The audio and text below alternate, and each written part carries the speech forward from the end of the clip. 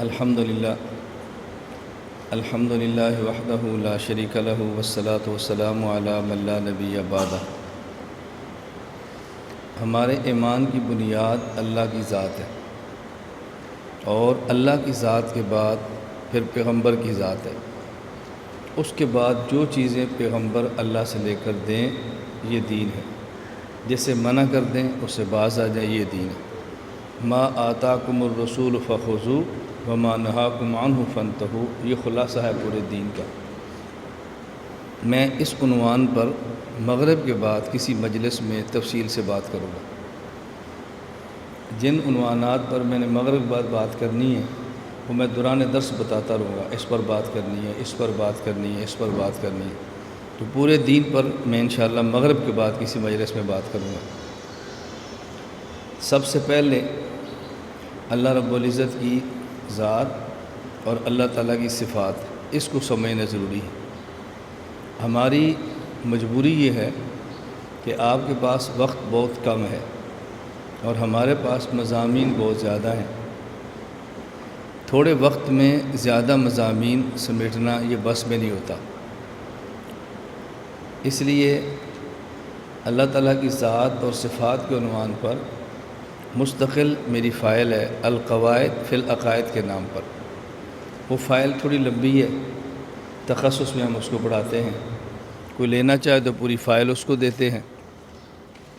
وہ فائل چونکہ لمبی ہے اس لیے اس فائل میں سے اہم صفات یہ الگ کر لی ہے تاکہ آپ صفات کے مسئلے کو سمجھ لیں اور پوری فائل لینا چاہے تو لے لیں، وگرنہ جو شعبان میں دورہ ہوتا ہے سرگودے کا ارادہ کریں، یا دورہ حدیث کی بات تخصص کا ارادہ کریں، پھر آپ پوری فائل کو سمجھیں۔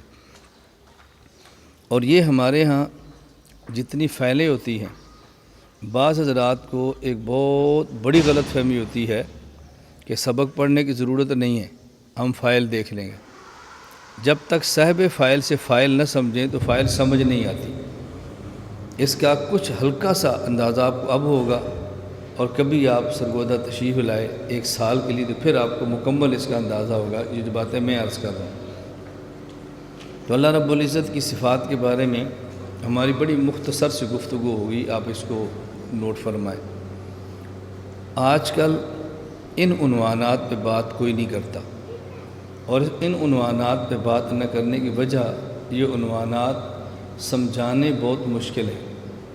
اور سمجھانے مشکل کیوں ہیں؟ اس لیے کہ سمجھنے بہت مشکل ہے۔ جب کوئی بات آپ کو سمجھ آئے گی تو آپ سمجھا سکیں گے، جب سمجھ نہیں آئے گی تو سمجھائیں گے کیسے؟ اس لیے حضرت موسیٰ علیہ السلام نے اللہ سے 3 دعائیں مانگی، ان میں پہلی دعا یہ تھی اشرح لی صدری، کہ جو بات میں سمجھانا چاہتا ہوں اللہ وہ بات مجھے سمجھا دے۔ میں ایک بات بطور متن کی عرض کرتا ہوں، یہ ہمارے اس باب میں بار بار چلتی رہے گی، یعنی ضروری نہیں کہ اس کا تذکرہ لفظوں کے ساتھ ہو، لیکن بنیاد یہ ہوگی کہ ہمارا مخالف وہ ہماری بات سمجھتا نہیں، اس لیے ہم پر اعتراض کرتا ہے، اور ہم اپنی بات سمجھتے نہیں اس لیے اس کو جواب نہیں دے پاتے۔ میں نے بات آسان سا لفظ استعمال کیا ہے۔ ہمارا عقیدہ، ہمارا مسئلہ، ہماری دلیل، ہمارے اکابر کے اقوال ہمارا مخالف نہیں سمجھتا، اس لیے وہ اعتراض کرتا ہے، اور ہم نہیں سمجھتے اس لیے اس کا جواب نہیں دے پاتے۔ بہت ساری باتیں آئیں گی، اس سے آپ کو اندازہ ہوگا کہ اس میری بات میں کس حد تک صداقت ہے جو بات میں عرض کر رہا ہوں۔ صفات کے مسئلے پر یہ آپ کو اندازہ ہو جائے گا کہ ہمارا عقیدہ کیا ہے، ہمارے اسلاف کا عقیدہ کیا ہے، ہمارے اکابر کا کیا ہے، ہمارا مخالف کیا سمجھا ہے اور ہم کیا سمجھیں، دونوں کس الجھن کے شکار ہیں۔ میں خلاصہ عرض کرتا ہوں، آپ اس کو سماعت فرما لیں، یہ دیکھتے ہیں یہ آپ کی مرضی ہے، خلاصہ ذہن میں رکھ لیں۔ اللہ تعالیٰ کی صفات کی 2 قسمیں ہیں، نمبر 1 محکمات، نمبر 2 متشابہات۔ محکم کا معنی جس کا معنی واضح ہو، متشابہ کا مطلب جس کا معنی واضح نہ ہو۔ محکمات کی پھر 2 قسمیں ہیں، صفات ذاتیہ اور صفات فعلیہ۔ صفات ذاتیہ ان صفات کو کہتے ہیں کہ جن کے ساتھ اللہ موصوف ہو اور ان کی ضد کے ساتھ اللہ موصوف نہ ہو سکے، اور یہ 7 صفات ہیں۔ مثلا علم اللہ کی صفت ذاتی ہے، اللہ صفت علم کے ساتھ موصوف ہوں گے، صفت علم کی جو ضد ہے صفت جہل، اس کے ساتھ متصف نہیں ہوں گے۔ قدرت اللہ کی صفت ہے، اس کی ضد عجز ہے، اللہ قدرت کے ساتھ متصف ہوں گے، اس کی ضد عجز کے ساتھ متصف نہیں ہوں گے۔ حیات، اس کی ضد موت ہے، اللہ حیات کے ساتھ تو موصوف ہوں گے لیکن اس کی ضد موت کے ساتھ موصوف نہیں ہوں گے۔ یہ میں نے بات سمجھائی ہے۔ بصر، دیکھنا، اس کی ضد عمج ہے، اللہ صفت بصر کے ساتھ موصوف ہوں گے، صفت عمج کے ساتھ موصوف نہیں ہوں گے۔ تو میں اس عرض کر رہا ہوں کہ صفات ذاتیہ کا معنی یہ ہے۔ نمبر 2 صفات فعلیہ، کہ اللہ تعالیٰ اس صفت کے ساتھ بھی موصوف ہوں گے، اس کی ضد کے ساتھ بھی موصوف ہوں گے، لیکن اس صفت کا تعلق اللہ کی ذات کے ساتھ نہیں، اللہ کے غیر کے ساتھ ہوگا۔ مثلا احیاء، زندہ کرنا، اس کی ضد ہے اماتہ، امات یمیت و اماتتن، اس کا معنی ہے مارنا۔ اللہ صفت احیاء کے ساتھ بھی متصف ہے، صفت اماتہ کے ساتھ بھی متصف ہے، لیکن احیاء اور اماتہ اس کا تعلق اللہ سے نہیں، اللہ کے غیر کے ساتھ ہے۔ اللہ زندہ تو کریں گے لیکن حیات کا تعلق اللہ سے نہیں، حیات غیر کے ساتھ ہے۔ اللہ موت تو دیں گے لیکن یہ موت کا تعلق اللہ سے نہیں، اللہ کے غیر کے ساتھ ہے۔ اعزاز، اس کی ضد ہے اذلال، اعز یعز و اعزازاً، عزت دینا، اذل یذل اذلالاً، ذلیل کرنا۔ اللہ معز بھی ہیں، اللہ مذل بھی ہیں، لیکن عزت اور ذلت کا تعلق اللہ سے نہیں، اللہ کے غیر کے ساتھ ہے۔ اللہ کسی اور کو عزت دیتے ہیں، اللہ کسی اور کی عزت چھینتے ہیں۔ صفت ہدایت اور صفت اذلال، اذل یذل اذلالاً، صاد کے ساتھ۔ اب ہدایت دینا اور گمراہ کرنا اللہ دونوں کے ساتھ متصف ہے، لیکن صفت ضلالت اور ہدایت کا تعلق اللہ کے ساتھ نہیں بلکہ اللہ کے غیر کے ساتھ ہے۔ تو صفات کی 2 قسمیں ہیں، نمبر 1 محکمات، نمبر 2 متشابہات۔ پھر محکمات کی 2 قسمیں ہیں، نمبر 1 ذاتیہ اور نمبر 2 فعلیہ۔ ذاتیہ، جن کی ضد کے ساتھ اللہ موصوف نہ ہو، اور یہ 7 ہیں۔ فعلیہ، جن کی ضد کے ساتھ بھی اللہ موصوف ہو لیکن اس صفت کا تعلق اللہ کی ذات کے ساتھ نہ ہو بلکہ اللہ کے غیر کے ساتھ۔ یہ میں نے صفات کا خلاصہ پیش کر دیا، آپ اس کو بعد میں دیکھ لینا۔ تفصیل سے میں اس لیے نہیں بات کر رہا کہ تفصیل سے سبق میں بات ہو نہیں سکتی، بہت ساری باتیں ہیں جو چھوڑ دیں گے، اہم بات پر میں بات کروں گا۔ اللہ تعالیٰ کی صفات جو متشابہات ہیں، متشابہات جن کا معنی واضح نہ ہو، متشابہات کی 2 قسمیں ہیں۔ نمبر 1 غیر معلوم المعنی، غیر معلوم المراد۔ نمبر 2 معلوم المعنی، غیر معلوم المراد۔ نمبر 1 غیر معلوم المعنی اور غیر معلوم المراد، جس کا معنی لغوی بھی معلوم نہ ہو اور معنی شرعی بھی معلوم نہ ہو۔ نمبر 2 معلوم المعنی، غیر معلوم المراد، معنی لغوی معلوم ہو لیکن معنی شرعی معلوم نہ ہو۔ مراد سے مراد شرعی ہے، المعنی سے مراد معنی لغوی ہے۔ یہاں دیکھو، عموماً جب کسی چیز کی تقسیم کرتے ہیں تو پہلے وجودی چیزیں لاتے ہیں اور پھر ادبی لاتے ہیں، پہلے ایجابی لاتے ہیں پھر سلبی لاتے ہیں، اور جب ہم نے تقسیم کیا تو پہلے سلبی بیان کیا پھر وجوبی بیان کیا۔ اللہ کی متشابہات صفتیں کتنی قسمیں ہیں؟ نمبر 1 غیر معلوم المعنی، غیر معلوم المراد۔ نمبر 2 معلوم المعنی، غیر معلوم المراد۔ اب دیکھو، غیر معلوم المعنی پہلے لائے ہیں اور معلوم المعنی والا بعد میں ذکر کیا۔ حالانکہ عام طور پر جب بھی کسی چیز کی قسمیں بیان کرنی ہو تو پہلے وجودی پھر ادبی، پہلے ایجابی پھر سلبی، یا طرز کیوں بدلا ہے؟ یہ تقسیم محکمات کی نہیں ہو رہی، متشابہات کی ہو رہی ہے۔ اور متشابہ جس میں معنی واضح نہ ہو، تو واضح نہ ہو یہ عدم ہے یا وجود ہے؟ عدم ہے۔ بات سمجھ آ رہی؟ تو جب متشابہ کا معنی واضح نہ ہو تو پہلے وہ قسم لائیں گے نا جو ہر اعتبار سے واضح نہ ہو، اس لیے ہم نے کہا غیر معلوم المعنی، غیر معلوم المراد، اور پھر وہ قسم لائیں گے جو کچھ واضح ہو کچھ واضح نہ ہو۔ اس لیے پھر ایجابی بات کے اندر لائیں۔ میری بہت ساری باتیں وہ طلبہ جلدی سمجھیں گے جن کا ذوق ہے، جن کا ذوق نہیں وہ سمجھیں گے تو نہیں، لیکن ان کو یہ احساس ہوگا کہ یہ باتیں ہیں، اور یہ احساس ہو جائے بہت بڑی بات ہے کہ بندے کو پتہ چل جائے کہ یہ باتیں بھی ہیں، اس کا بہت فائدہ ہوتا ہے۔ نمبر 1، متشابہ کی قسم، غیر معلوم المعنی اور غیر معلوم المراد۔ نمبر 2، غیر معلوم المعنی اور غیر معلوم المراد۔ یہ تو ہم نے اجمالاً اس کی قسمیں بیان فرمائی۔ ان متشابہات کے بارے میں ہمارا موقف کیا ہے، ہمارا عقیدہ کیا ہے، ہمارا نظریہ کیا ہے، ہمیں کیا موقف رکھنا چاہیے؟ متشابہات کے بارے میں ایک موقف ہمارے اہل سنت والجماعت متقدمین کا ہے، ایک اہل سنت والجماعت متاخرین کا ہے، اور ایک موقف معتزلہ کا ہے، ایک موقف غیر مقلدین کا ہے۔ کتنے موقف ہو گئے؟ 4۔ یہاں 3 لکھے ہیں اور ایک کو سوال اور جواب کی صورت میں بیان کر دیا گیا ہے۔ موقف ہمارے متقدمین کا یہ ہے، التفویض ما تنزیہ اللہ تعالی عن مشابہۃ المخلوقات۔ متشابہات کے بارے میں متقدمین کا موقف الگ، متاخرین کا الگ۔ بات آگے آئے گی، میں پہلے عرض کر دیتا ہوں تاکہ بات کھل جائے۔ فائل میں فائدے کے عنوان پہ لکھی ہے، متقدمین اور متاخرین سے مراد کیا ہے؟ یہ متقدمین ہیں اور یہ متاخرین ہیں، آپ بار بار پڑھتے ہیں متقدمین متاخرین، لیکن متقدمین اور متاخرین کے درمیان حد فاصل کیا ہے؟ علامہ ذابی نے میزان الاعتدال میں لکھا ہے، الحد الفاصل بین المتقدم والمتاخر۔ متقدمین اور متاخرین کے درمیان جو فاصلہ ہے وہ راس و 300 سنہ، وہ سن 300 ہجری کا ہے۔ 300 ہجری سے پہلے کے لوگ متقدمین ہیں اور 300 ہجری کے بعد کے لوگ متاخرین ہیں۔ اب سمجھنا بہت آسان ہوگا متقدمین کا موقف کیا اور متاخرین کا موقف کیا ہے۔ متقدمین کا موقف یہ ہے، التفویض ما تنزیہ اللہ تعالی عن مشابہۃ المخلوقات، کہ یہ جو صفات متشابہات ہیں اس سے مراد کیا ہے ہم نہیں جانتے۔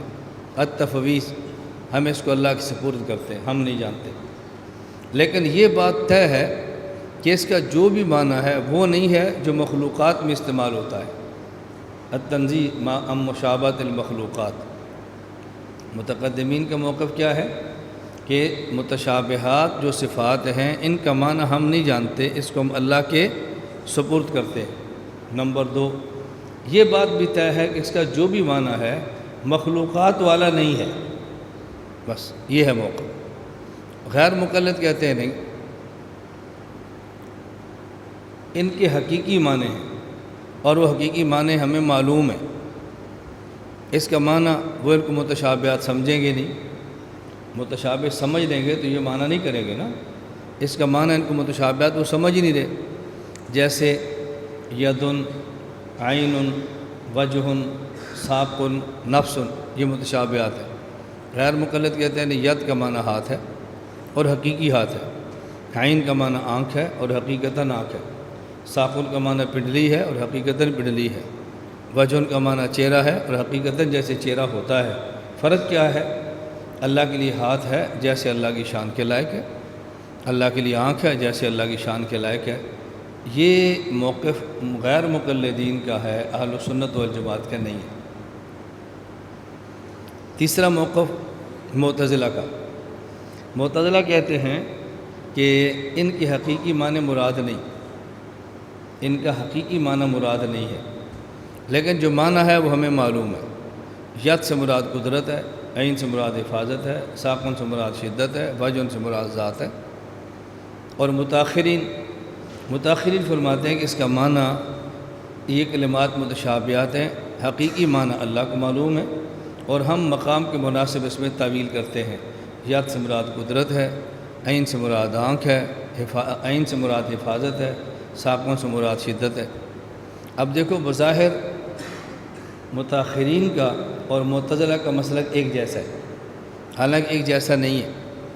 معتزلہ ان میں تعویل کرتے ہیں یقین کے ساتھ، اور متاخرین تعویل کرتے ہیں درجہ ظن کے ساتھ، متاخرین تعویل کرتے ہیں درجہ یقین نہ گمان کے ساتھ، اور معتزلہ تعویل کرتے ہیں درجہ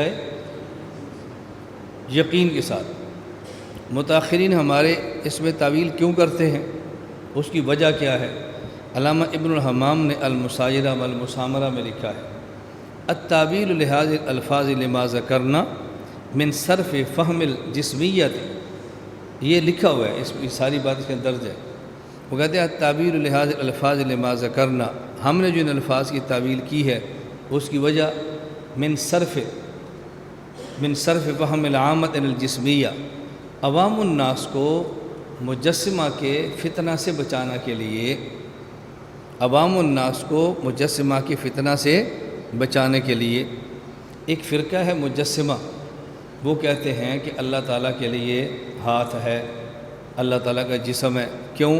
قرآن میں ید اللہ فوق ایدیہم، اللہ کا ہاتھ ہے، ہاتھ تو اسی کا ہوتا ہے جس کا جسم ہو۔ اللہ تعالیٰ کی آنکھ ہیں، اور آنکھ تو اسی کا جس کا جسم ہو۔ یہ کیسے ہو سکتا ہے ہاتھ ہو باقی جسم ہی نہ ہو، آنکھ ہو باقی جسم ہی نہ ہو، پنڈلی ہو باقی جسم ہی نہ ہو؟ اس کا معنی ہے کہ اللہ کا جسم ہے۔ اب دیکھو، ظاہر قرآن اور ظاہر نصوص ان کا ساتھ دیتی ہے، ظاہر نصوص ان کا ساتھ دیتی ہے۔ آپ عوام کو یہ بات کیسے سمجھاؤ گے؟ قرآن ید کہتا ہے اور لوگ کہتے ہیں ہاتھ نہیں ہے، قرآن عین کہتا ہے اور لوگ کہتے ہیں آنکھ نہیں ہے، تو ظاہر نصوص عوام کا ساتھ دے رہی ہے۔ بات توجہ سمجھنا۔ اب اشکال ہوگا بھی آنکھ تو یہ ہے، اللہ کی آنکھ کیسی ہوگی؟ اس سوال سے بچنے کے لیے وہ کہہ دیتے ہیں اللہ کے لیے آنکھ ہے جیسے اللہ کی شان کے لائق ہے، سوال بھی ختم ہو گیا اور آنکھ بھی ثابت ہو گئی۔ اب اگر اللہ کے لیے آنکھ مان لیں تو اللہ کے لیے جسم ماننا پڑے گا، جسم مانیں گے اللہ کو حادث ماننا پڑے گا، کیونکہ جسم وہ ہوتا ہے جو مرکب ہو، اور مرکب ہوتا ہے جو پہلے نہ ہو بعد میں ہو۔ مرکب حادث کیوں ہوتا ہے؟ میں سمجھا رہا ہوں، مرکب حادث کیوں ہوتا ہے؟ مرکب کیا ہوتا ہے کہ پہلے دو چیزیں ہوں پھر دو کو ایک کریں تبھی مرکب بنے گا نا۔ تو مرکب کے لیے ضروری ہے کہ پہلے چیزیں الگ الگ ہوں، اور مرکب تبھی ہوگا کہ پہلے الگ ہوں پھر اکٹھی ہوں۔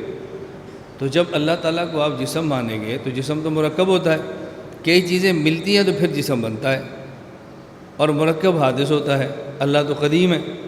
اب ہم یہ تو کہہ نہیں سکتے کہ اللہ کے لیے جسم ہے، اور یہ فتنہ کہاں شروع ہوا؟ پہلے اللہ کے لیے ہاتھ مانا، ہاتھ سے پھر جسم مانا، پھر جسم سے حدوث مانا، اور یہ ساری چیزیں باطل ہیں۔ تو اگر آپ ان سارے فتنوں سے بچنا چاہتے ہیں تو پہلی بات کہہ دیں کہ اللہ کے لیے آنکھ نہیں ہے۔ بات سمجھ آ رہی؟ اب ظاہر قرآن ان کا ساتھ دے رہا ہے، جب اللہ کرے ید اللہ فوق ایدیہم تو آپ کیسے کہتے ہیں ہاتھ نہیں ہے؟ وہ جو اگلے باتیں ہم کہہ رہے تھے ان سے بچنے کے لیے انہوں نے ایک ہیلا کر لیا کہ نہیں اللہ کے لیے ہاتھ تو ہے لیکن ایسے نہیں جیسے تم سمجھو، بلکہ ایسے جیسے اللہ کی شان کے لائق ہے۔ اب مجسمہ کے عقیدے کو عوام کے لیے قبول کرنا بہت آسان ہے، اس لیے پھر متاخرین نے تعویل کر لی اللہ کے لیے ید ہے، لیکن ید کا معنی ہاتھ نہیں ہے بلکہ ید کا معنی قدرت ہے، ید کا معنی قدرت ہے۔ اور یہ ید کا معنی قدرت یہ محاورات میں استعمال ہوتا ہے، عوام اس کو استعمال کرتی ہے، انہوں نے ید کا معنی قدرت کر دیا۔ بات سمجھ آ رہی ہے آپ کو؟ تو متاخرین نے تعویل کی ہے مجسمہ کے فتنے سے بچانے کے لیے، اور معتزلہ کہتے ہیں نہیں ید کا معنی ہے ہی قدرت، اس میں قدرت کا معنی کرنا واجب ہے۔ اگر آپ ید کا معنی ہاتھ کرو گے تو یہ اشکال ہوگا، لہذا ید کا معنی قدرت کرنا ضروری ہے۔ تو متاخرین ان میں تعویل کرتے ہیں درجہ ظن میں، اور معتزلہ تعویل کرتے ہیں درجہ یقین، اور غیر مقلد کہتے ہیں کہ اس کا معنی ہے ہی ہاتھ، ان کی حقیقی معنی مراد ہیں۔ اب ایک بات میں آپ سے پوچھتا ہوں، بعض باتیں میں بڑا ڈرتا تو نہیں ہوں، اللہ کا شکر ہے، نہ مجھے خوف محسوس ہوتا ہے نہ مجھے جھجک آتی ہے۔ جھجک اس کو ہوتی ہے جس کے بعد دلیل نہ ہو، اور خوف اس کو ہوتا ہے جس کا اللہ سے تعلق نہ ہو۔ اللہ سے تعلق بھی ہو، دلیل بھی ہو، پھر جھجک اور ڈرنے کی ضرورت نہیں ہوتی۔ طبی طور پہ ڈر جانا یہ حقیقی خوف کے منافی نہیں ہے، یہ میں نے دفعہ دخل مقدر کیا ہے، جو آپ طلبہ خود سمجھ جاؤ گے، جو سمجھ گیا وہ ٹھیک، جو نہ سمجھے بعد میں دوسرے سے پوچھ لے بھی اس کا مطلب کیا ہے، یہ کیا بات کی ہے۔ یہ بات آپ اچھی طرح سمجھیں۔ مجھے آپ بتاؤ، ہم کہتے ہیں کہ ید کا معنی قدرت بھی نہیں، اس کا معنی اللہ کو معلوم ہے۔ امام ابو حنیفہ رحمۃ اللہ علیہ الفقہ الاکبر میں فرماتے ہیں فما ذکر اللہ تعالیٰ فی القرآن من ذکر الید والوجہ والعین فہو له صفات ولا يقال ان یدہ قدرتہ او نعمتہ لأن فی ابطال الصفہ وہو قول اہل القدر والاعتزال۔ ید کا معنی قدرت نہ کرنا یہ معتزلہ کا مذہب ہے، میری بات اچھی طرح سمجھنا۔ ید کا معنی قدرت نہ کرنا یہ معتزلہ کا مذہب ہے۔ آپ بتاؤ کہ ہماری جتنی کتابیں ہیں تمام کتابوں میں ید کا معنی یہ لکھا ہوتا ہے نا، والذی نفس محمد بیدہ، قسم ہے اس ذات کی جس سے قبض قدرت میں میری جان ہے۔ تمہارے امام فرما رہے ید کا معنی قدرت نہ کرنا یہ معتزلہ کا مذہب ہے، اور آپ کے سارے اکابر ید کا معنی قدرت کر رہے ہیں۔ اب یہ آپ کا مخالف آئے گا، یا تمہارے بزرگ سچے ہیں یا تمہارا امام سچا ہے، کسی ایک کو سچا کو ایک کو جھوٹا کو۔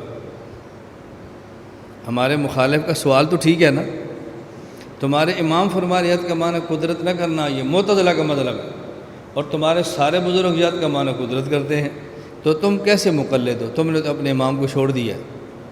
اب اس سوال کا جواب مشکل ہو جانا ہے، اب نہیں بننا، سمجھ آ گئی؟ اور یہ جو گفتگو میں نے کی ہے، جب آپ کو یہ سمجھ آ گئی اب آپ کے پاس جواب بن گیا ہے کہ ید کا حقیقی معنی ہمیں نہیں معلوم، اللہ کو معلوم ہے، اور ید کا معنی جزم سے قدرت کرنا یہ معتزلہ کا مذہب ہے۔ اس لیے امام صاحب فرماتے ہیں لا یقال ان یدہ قدرتہ، درجہ یقین کے ساتھ ید کا معنی قدرت نہ کرنا۔ کیوں؟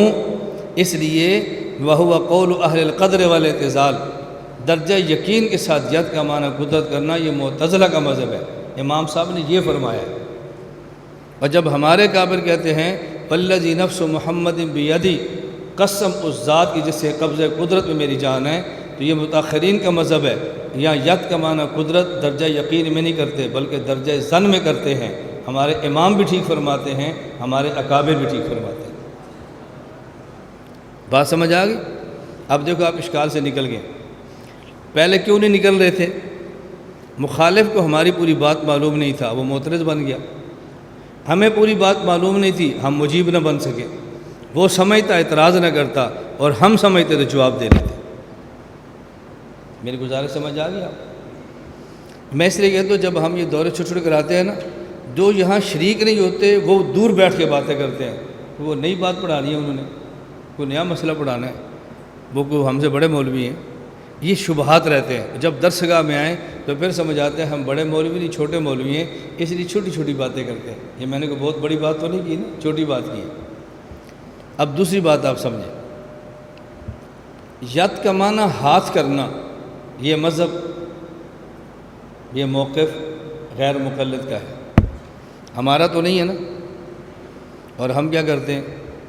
ان الذین یبایعونک انما یبایعون اللہ ید اللہ فوق ایدیہم، بے شک وہ لوگ جو آپ کی بیعت کرتے ہیں وہ اللہ کی بیعت کرتے ہیں، اللہ کا ہاتھ ان کے ہاتھوں کے اوپر ہے۔ کرتے ہیں یا نہیں؟ بولو، وہ یہی کرتے ہیں نا۔ پھر وہ جو سوال تھا اللہ تو ہاتھ سے پاک ہے، اللہ تو جسم سے پاک ہے، اس کا ہم جواب دیتے ہیں اللہ کے لیے ہاتھ ہے کما یلیق بشانی، جیسے اللہ کی شان کے لائق ہے۔ یہ تو مجسمہ کا مذہب ہے، ہمارا تو نہیں ہے۔ اب سمجھ آئی؟ ید کا معنی ہاتھ کرنا اور پھر اس کے لیے کما یلیق بشانی ہی کہنا، یہ مسلک ہمارا نہیں ہے، یہ مجسمہ کا ہے۔ اب بتاؤ کتنی بڑی غلطی کا ہم شکار ہو رہے ہیں۔ اچھی طرح سمجھنا، جب آپ کہو گے نا لہو اللہ تعالیٰ کے لیے، اللہ تعالیٰ کے لیے للہ یدن کما یلیق بشانہ، اب ٹھیک ہے۔ جب یہ کہو، اور جب یہ کہیں گے نا اللہ کے لیے ہاتھ ہے کما یلیق بشانہ، اب ٹھیک نہیں۔ ید کا معنی ید کر کے کما یلیق بشانہ کہنا یہ مسلک ہمارا ہے، اور ید کا معنی ہاتھ کر کے کماجری کو بھی شان کہنا یہ مسلک مجسمہ کا ہے۔ نہیں سمجھ آئی بات؟ ہمارا صفات کے بارے میں کیا مسلک ہے؟ التفویض، اللہ کے سپرد کرو۔ ید اللہ فوق ایدیہم، اللہ کا ید ہے صحابہ کے ہاتھ کے اوپر۔ ید کا معنی ہاتھ نہیں کرنا، ید کا معنی بولو، ید کیا ہے ہمیں نہیں پتہ، جیسے اللہ کی شان کے لائق ہے۔ اب یہ بات اور ہے، اور پہلے ید کا معنی ہاتھ کرنا، پھر کمائی کی بشانی کہنا، یہ مسلک ہمارا نہیں ہے، یہ مسلک مجسمہ کا ہے۔ اور ہم ید کا معنی ہاتھ کرتے ہیں اور پھر کمائی کی بشانی ہی کہتے ہیں۔ سمجھ آ رہی ہے بات؟ تو ید کا معنی ہاتھ کریں اور پھر کمائی کی بشانی کہیں تو یہ مذہب کن کا ہے؟ اور ید کا معنی ید کریں پھر کمائی کی بشانی کریں، یہ معنی کس کا ہے؟ یہ مسلک ہمارا ہے۔ بات سمجھ آ گئی؟ بس یہ غلط فہمیاں دور کرو۔ اس لیے ہم کہتے ہیں کہ ان صفات کے مسائل کو سمجھو، اب آپ کو الجھن نہیں ہوگی۔ یہ موقف سمجھ آ گیا، اب جتنے سوالات ہوں گے ان سوالات کے جوابات دینے بہت آسان ہوں گے۔ اصل مسئلہ سمجھ نہ آئے تو پھر جوابات دینے بہت مشکل ہوتے ہیں۔ ان چھوٹے چھوٹے دوروں میں میری بنیادی خواہش ہوتی ہے کہ میں طلبہ کے سامنے مسلک کھولوں، بات کھول دوں، مسئلہ کھول دوں، عقیدہ کھل جائے۔ تھوڑے وقت میں دلائل تو بندہ دے نہیں سکتا، لیکن یہ ہے کہ عقیدہ کھل جائے نا تو پھر آگے دلائل سمجھنے اور دلائل سمجھانے بہت آسان ہو جاتے ہیں۔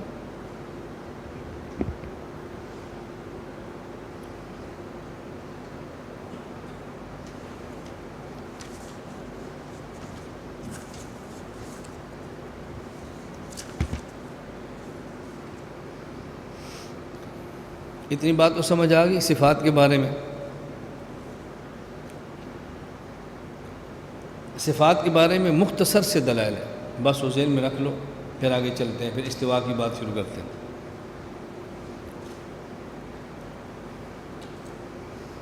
ہم کہتے ہیں اللہ تعالیٰ ید، وجہ، عین، اللہ ہاتھ، آنکھ، پاک، اس سے پاک ہے، اور اس کے معنی اللہ کو معلوم ہے، اللہ کے علاوہ کسی کو معلوم نہیں ہے۔ نمبر 1، ہم اللہ کی ذات کے بارے میں ایک موقع پیش کرتے ہیں اور دلیل پیش کرتے ہیں، کیا؟ وہ میں ایک اور بات کہنے لگا۔ ہم اللہ کی ذات کے بارے میں ایک جملہ کہتے ہیں اور سب کہتے ہیں اللہ قدیم ہے، اللہ قدیم۔ اچھا، جب ہم یہ بات کہتے ہیں کہ اللہ قدیم ہے، قدیم ہونے کا معنی اللہ ہمیشہ سے ہے۔ اب اگر پوچھا جائے اللہ قدیم ہے، قدیم ہونے پر دلیل کیا ہے، یہاں الجھن کے اندر ہم پڑ جائیں گے۔ اللہ تعالیٰ قدیم ہے، اللہ کے قدیم ہونے پر دلیل کیا ہے؟ قرآنی آیت پیش کریں گے، آپ حدیث پیش کریں گے، اللہ کے قدیم ہونے پر آپ دلیل کیا پیش کریں گے؟ یہ دلیل آ چکی ہے، فوائد کے تحت میں اس کا اشارہ کر چکا ہوں۔ ہم کہتے ہیں جی اللہ قدیم میں دلیل یہ ہے، قل هو اللہ احد اللہ الصمد، اللہ کا صمد ہونا یہ دلیل ہے اللہ کے قدیم ہونے کی۔ کیوں؟ صمد کا معنی ہوتا ہے الذی لا یحتاج الی احد ویحتاج الیہ کل احد، تفسیر مدارک میں علامہ نسوی نے لکھا ہے۔ یہ اچھی طرح سمجھنا، اللہ قدیم ہے، ہمیشہ سے ہے، قدیم ہونے پر دلیل اللہ صمد ہے۔ یہ دلیل کیسے بنے گی؟ صمد کہتے ہیں الذی لا یحتاج الی احد ویحتاج الیہ کل احد۔ صمد اسے کہتے ہیں جو کسی کا محتاج نہ ہو بلکہ ہر ایک اس کا محتاج ہو۔ یہ دلیل ہے کہ اللہ قدیم ہے۔ کیوں؟ دنیا میں جب بھی کوئی چیز موجود نہ ہو، اس کے موجود نہ ہونے میں کوئی رکاوٹ ہوتی ہے، وہ رکاوٹ ختم ہو جائے تو چیز کو وجود مل جاتا ہے۔ دنیا میں کوئی بھی چیز موجود نہ ہو تو موجود نہ ہونے میں کوئی رکاوٹ ہوتی ہے، وہ رکاوٹ ختم ہو جائے تو چیز موجود ہوتی ہے۔ بھئی پنکھے کیوں نہیں چل رہے؟ بجلی نہیں ہے۔ توجہ رکھیں نا، پنکھے کیوں نہیں چل رہے؟ بجلی نہیں ہے۔ بجلی تو ہے، پھر یہ کیوں نہیں چل رہے؟ کہا جی بٹن آف ہے، تو کوئی رکاوٹ ہے نا. بجلی بھی چل رہی ہو، اچھا بھی بٹن بھی آن ہے، پھر یہ کیوں نہیں چل رہا؟ یہ جی خراب ہے. پنکھا ٹھیک بھی ہو، آن بھی ہو بٹن اور بجلی بھی ہو سکتا ہے نہ چلے. بولو، ہو سکتا ہے نہ چلے، چلنا ہے اس نے. اب نہ چلنے کے راستے میں رکاوٹ کیا ہے؟ پنکھا خراب ہے. نہیں پنکھا تو ٹھیک ہے، بٹن آف ہے. نہیں بٹن تو آن ہے، پھر بجلی نہیں ہے. دنیا میں کوئی بھی چیز موجود نہ ہو، اس کے موجود ہونے میں کوئی رکاوٹ ہوتی ہے. وہ رکاوٹ ختم ہوتی ہے تو چیز موجود ہو جاتی ہے. اگر اللہ کو آپ قدیم نہیں مانتے تو اس کا معنی یہ ہے کہ اللہ کے موجود ہونے میں کوئی رکاوٹ ہے، جبکہ اللہ لا یحتاج الی احد ہے. اللہ لا یحتاج الی احد ہے، کوئی رکاوٹ نہیں ہے. تو جب رکاوٹ نہیں ہے تو پھر ہمیشہ سے نہیں مانیں گے تو کوئی رکاوٹ ماننی پڑے گی. وہ صمد ہے، وہاں رکاوٹ ہے ہی نہیں، لہذا ہمیشہ سے. اب یہ اللہ الصمد، یہ دلیل ہے اللہ کے قدیم ہونے پر.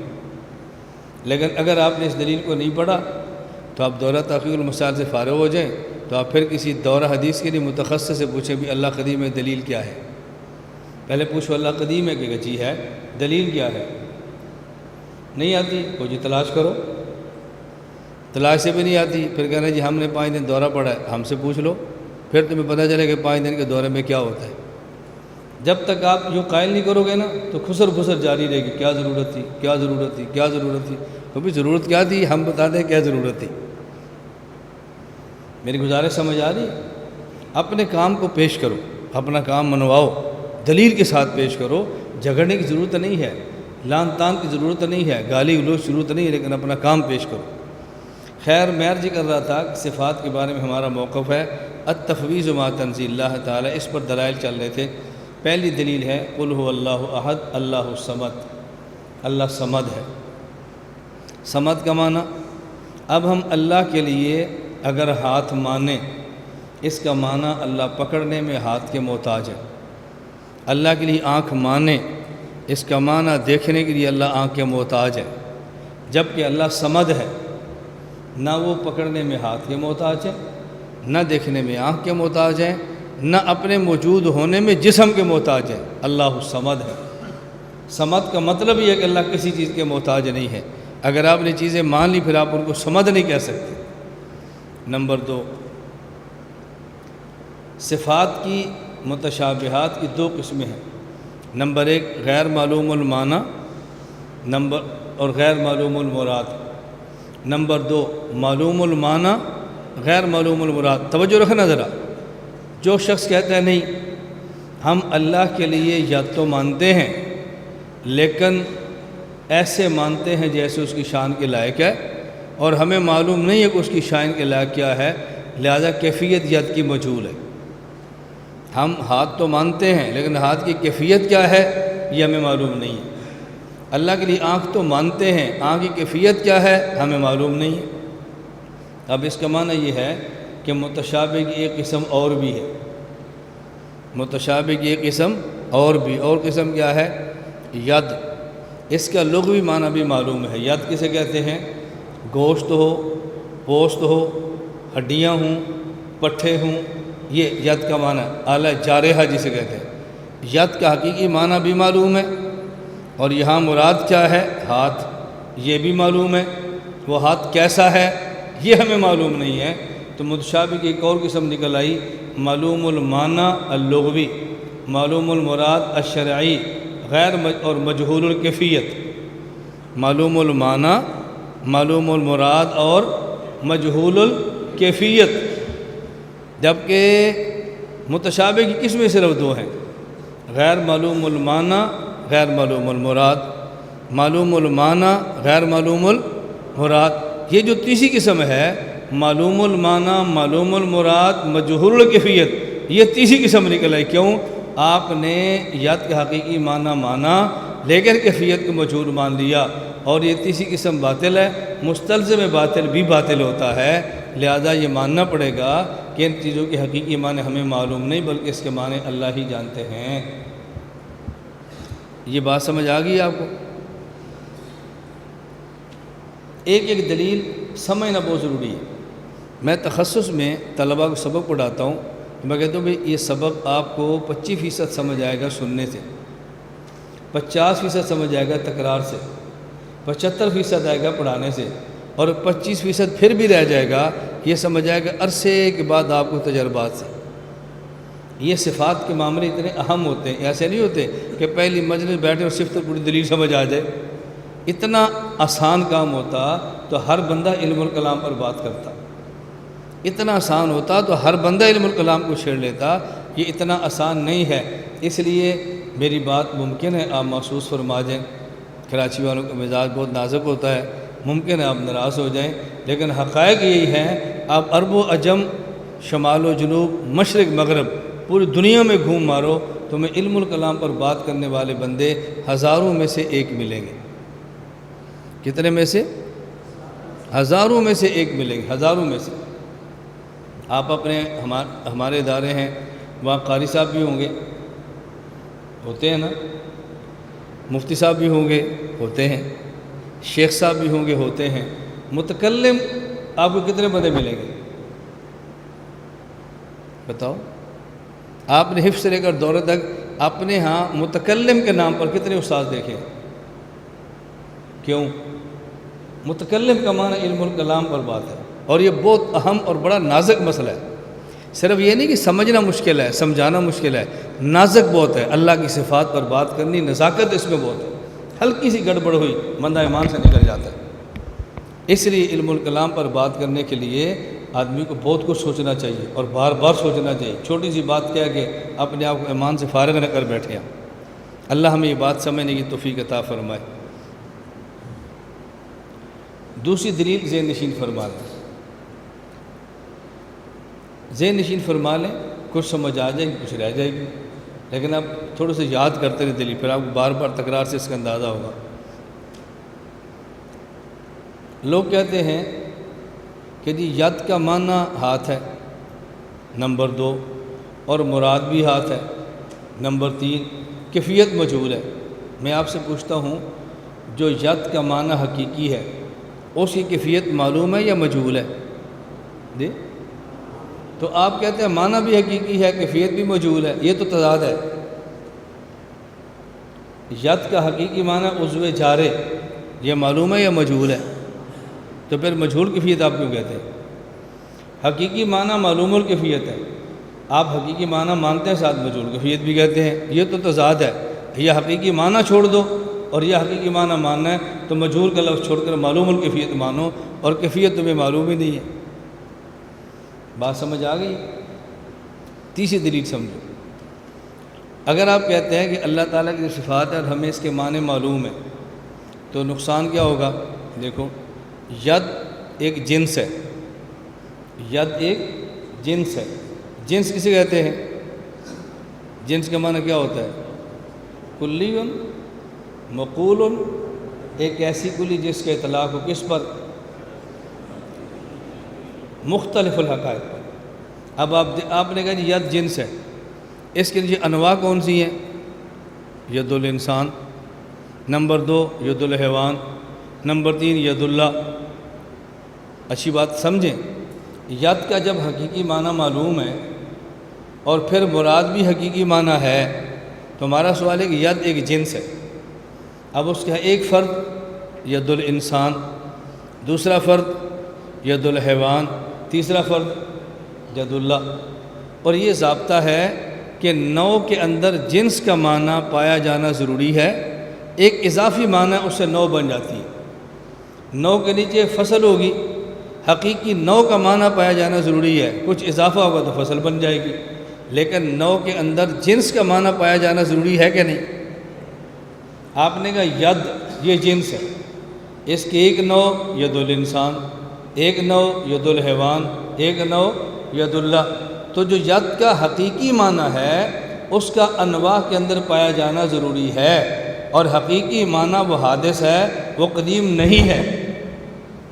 تو جب آپ اس کو ید اللہ کہو گے اور حقیقی معنی بھی مانو گے تو پھر آپ کو حادث ماننا پڑے گا، آپ قدیم نہیں کہہ سکتے، کیونکہ جنس اپنی نوع کے اندر ضرور پائی جاتی ہے۔ اس لیے آپ یہ بات مان لو کہ ید کا معنی کیا ہے ہمیں معلوم نہیں ہے، اللہ ہی جانتے ہیں۔ گزارش سمجھ آ گئی؟ یہ میں نے صرف اشارے کے طور پر 3 دلیلیں پیش کر دی۔ صرف ایک سوال کا جواب سن لو، یہ سوال کا جواب آپ کو یہاں بھی کام آئے گا، اگلے مسئلے کے اندر بھی کام آئے گا۔ وہ سوال کیا ہے؟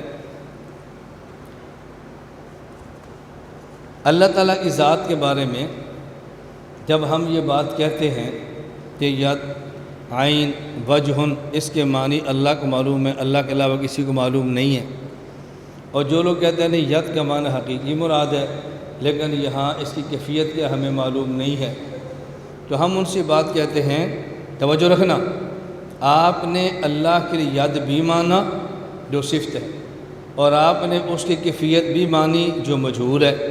مجہول بھی ہے لیکن کیفیت تو ہے نا، مجہول بھی ہے لیکن کیفیت تو ہے نا، اور اس پر ہمارا جو عقیدہ ہے، امام باقی فرماتے ہیں فَإِنَّ الَّذِي يَجِبُ عَلَيْنَا وَعَلَى كُلِّ مُسْلِمٍ أَن يَعْلَمَهُ أَنَّ رَبَّنَا لَيْسَ بِذِي صُورَةٍ وَلَا هَيْئَةٍ فَإِنَّ الصُّورَةَ تَقْتَضِي الْكَيْفِيَّةَ وَهِيَ عَنِ اللَّهِ وَعَنْ صِفَاتِهِ مَنْفِيَّةٌ۔ اللہ کی ذات، اللہ کی ذات یہ اور اللہ کی صفات، ان کے اندر کیفیت نہیں ہے۔ خدا کی ذات بھی بلا کیفیت ہے اور خدا کی صفات بھی بلا کیفیت ہے۔ آپ کہتے ہیں ید کا معنی حقیقی ہے لیکن ہمیں اس کی کیفیت معلوم نہ ہو، اسے مجہول کہتے ہیں۔ مجہول کیفیت تم نے مانی، اگرچہ مجہول مانی ہے، اور اللہ کی ذات تو کیفیات سے پاک ہے، اس لیے اللہ کے لیے مجہول کیفیت نہ مانو۔ سوال سمجھ آ گیا؟ آپ نے اللہ کے لیے صفات مانی اور صفات کی کیفیت مانی، مجہول مانی۔ اللہ کی ذات، اللہ کی صفات کیفیت سے پاک ہے، خواہ کیفیت معلوم ہو خواہ کیفیت مجہول ہو، کیفیت سے پاک ہے۔ اس پر ایک سوال ہے، وہ یہ حضرت امام مالک رحمۃ اللہ سے کسی نے پوچھا، یہ جو قرآن کریم میں ہے الرحمن علی العرش استویٰ، یہ استواء علی العرش کیا مراد ہے؟ امام صاحب فرمانے لگے الاستواء معلوم والکیف مجہول والایمان بہ واجب والسؤال عنہ بدعۃ۔ جی ثم استوى علی العرش، استواء سے کیا مراد ہے؟ فرمایا الاستواء معلوم، استواء کا لغوی معنی ہمیں معلوم ہے، والکیف مجہول، اور اس کی کیفیت کیا ہے ہمیں معلوم نہیں ہے، والایمان بہ واجب، اس پر ایمان لانا واجب ہے، والسؤال عنہ بدعۃ، اور اس کے بارے میں سوال کرنا بدعت ہے۔ تو دیکھو امام مالک بھی تو کیفیت کے قائل ہیں، اگر ہم قائل ہو گئے تو پھر کیا ہوا؟ اب سوال سمجھ آ گیا؟ اس کا جواب یہ ہے، حضرت امام مالک رحمۃ اللہ علیہ سے یہ مقولہ صحیح سند سے ثابت نہیں ہے۔ الاستواء معلوم والکیف مجہول، میری بات پہ آپ توجہ دینا، ناراض نہ ہونا، آپ جہاں جاؤ گے آپ کو امام مالک کا یہی مقولہ ملے گا۔ امام مالک فرماتے تھے الاستواء معلوم والکیف مجہول والایمان بواجب والسؤال عنہ بدعۃ، آپ کو ہر جگہ یہی مقولہ ملے گا۔ یہ مقولہ مانیں گے تو والکیف مجہول والا اعتراض رہ جائے گا، اور اس اعتراض کا جواب آپ کے پاس نہیں بنے گا، اس لیے ہم کہتے ہیں یہ مقولہ امام مالک سے صحیح سند سے ثابت ہی نہیں ہے۔ جب ثابت ہی تو آپ بیان کیوں کرتے ہیں؟ اور ہم اندازہ نہیں کرتے جب ہم اس مقولے کو جو ثابت نہیں بیان کریں گے تو اس پر اگلے اعتراض کا جواب کون دے گا؟ امام صاحب سے کیا ثابت ہے؟ حضرت امام مالک رحمۃ اللہ علیہ سے کسی نے پوچھا الرحمن علی العرش استویٰ کیف استواء کیف؟ امام مالک نے جواب دیا، فرمایا الرحمن علی العرش استویٰ کما وصف نفسہ لا یقال کیف وکیف عنہ مرفوع۔ اللہ تعالیٰ عرش پر مستوی ہے، کیسے ہے ہمیں نہیں معلوم، کما وصف ہمیں نہیں معلوم، کیسے ہے ہمیں نہیں معلوم، لا یقال کیف، کیف نہ کہو، وکیف عنہ مرفوع، کیفیت خدا کی ذات سے مرفوع ہے۔ اصل مقولہ یہ ہے حضرت امام مالک رحمۃ اللہ کی طرف یہ جملہ غلط منسوب ہے جو ہم بیان کرتے ہیں۔ میں جدہ میں تھا تو ایک لڑکا مجھے ملا اور یہ اس نے مجھ سے سوال کیا کہ جی ثم استویٰ علی العرش کے بارے میں آپ لوگ کہتے ہیں کہ اس کا معنی یہ ہے اللہ عرش پر غالب ہے، یا کہتے ہیں متشابہات میں سے ہے۔ اور امام مالک رحمہ اللہ تو فرماتے ہیں الاستواء معلوم والکیف مجہول۔ میں نے ان سے پوچھا آپ بدعتی ہیں؟ مجھے کہتا ہے نہیں. تو میں نے کہا امام سے فرماتے ہیں والسؤال بدعۃ. چپ. نہیں جی ویسے. میں نے کہا ویسے کسی بات میں کریں گے. امام مالک رحمۃ اللہ علیہ کا مقولہ مانتے ہیں, آدھا مانتے ہیں یا پورا مانتے ہیں؟ کہا جی پورا. کہتے ہیں وہ تو کہتے ہیں سوال کرنا بدعتی ہے. تو بدعتی ہے. مجھے کہتا ہے نہیں. میں نے کہا سوال کیوں کیا؟ اگر تو سوال نہیں کرے گا تو سنی ہوگا, سوال کرے گا تو بدعتی ہوگا. تو بتا بدعتی ہے سنی؟ کہتا ہے سنی. میں نے کہا پھر سوال نہ کر. بات سمجھ آ گئی؟ میں نے کہا پھر سوال نہ کر. اب اس کو کوئی جواب نہیں تھا.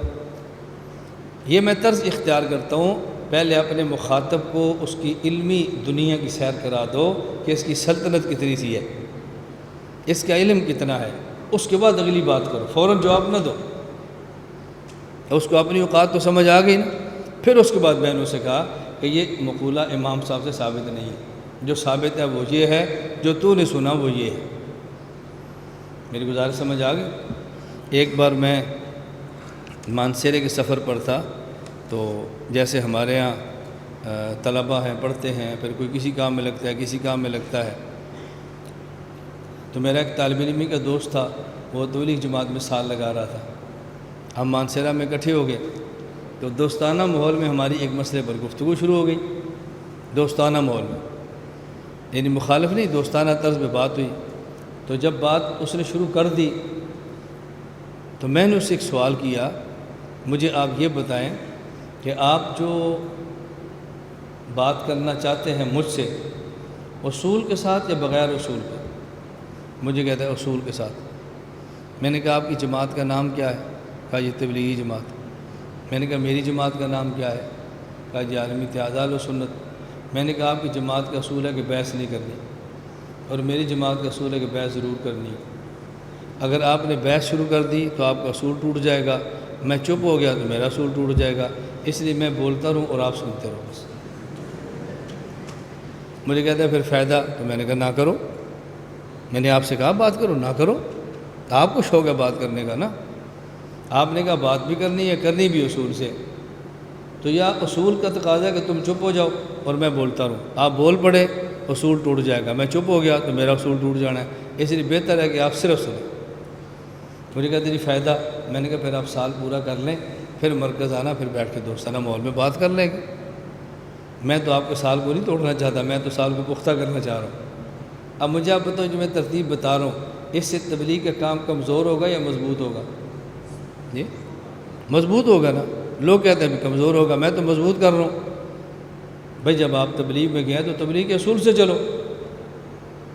مجھ سے ایک جماعت آئی تو ایک ساتھی کہنے لگا حضرت آپ نے سال لگایا ہے؟ میں نے کہا نہیں. مجھے کہتے ہیں آپ کو سال لگانا چاہیے. میں نے کہا نہیں لگانا چاہیے. مجھے کہتے کہ وہ سال لگانا جائز نہیں. میں نے کہا جائز ہے.